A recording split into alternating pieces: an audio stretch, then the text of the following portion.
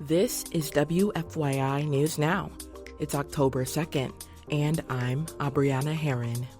On today's show, 2025 is already the deadliest year on record for cyclists in Indy. A 100% tariff on pharmaceutical drugs manufactured outside of the United States. And ICE detainees can now be held at Miami Correctional Facility. Faith leaders gathered outside the prison to oppose the agreement. So yeah, it was our level sort of jumped a notch, knowing that this week there were going to be detainees housed there. Those stories coming up, but first. Federal employees across Indiana are furloughed or forced to work without pay starting yesterday because of a government shutdown. Dylan Pierce-McCoy has more on what that would mean for Indiana residents. Indiana has about 24,000 civilian federal employees. They work in areas such as law enforcement, transportation security, and Veterans Affairs. Indianapolis is also home to a federal building in Lawrence that houses staff for the Defense Finance and Accounting Service. During a government shutdown, many federal employees are told not to work, but people in jobs that are considered essential are required to work without pay. Those include law enforcement and air traffic control. Furloughs during government shutdowns are usually temporary, but this time could be different. The White House told federal agencies to prepare to permanently lay off workers. I'm Dylan Pierce-McCoy. A new report shows 2025 is already the deadliest year on record for cyclists in Indianapolis. Jeremy Rubin has more.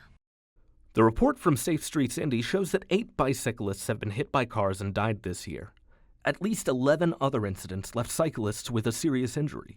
In total, over 150 bicyclists have been hit by drivers.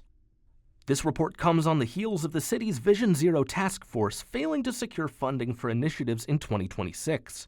The group first met last October to help Indianapolis address traffic incidents that injure and kill cyclists and pedestrians. Without that funding, safety advocates say they're concerned about the future safety of commuters in the city. I'm Jeremy Rubin. President Trump announced a 100% tariff on pharmaceutical drugs manufactured outside of the United States that took effect on the 1st of October. But as Ben Thorpe reports, manufacturer Eli Lilly appears to be exempt from that order. In his post on social media, President Trump said the 100% tariff would not be placed on companies either breaking ground or currently constructing a manufacturing plant in the U.S.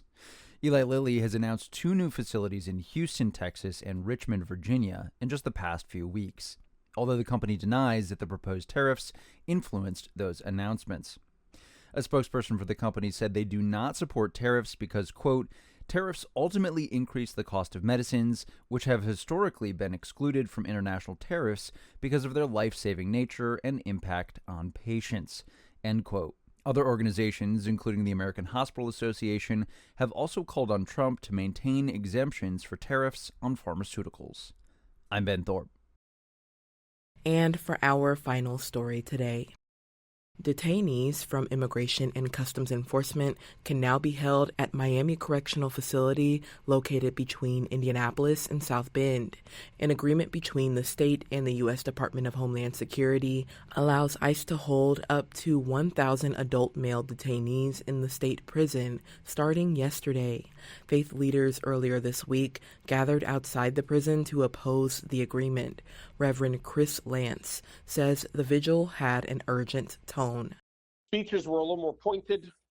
The praying was a bit more intense. So yeah, it was our level sort of jumped a notch, knowing that this week there were going to be detainees housed there. The multi-faith group plans to hold another vigil the last Monday of the month. Lance says the vigil message will shift yet again, hoping to not only speak to government leaders, but provide pastoral care to people detained by ICE at the facility. That's all for today's episode of WFYI News Now.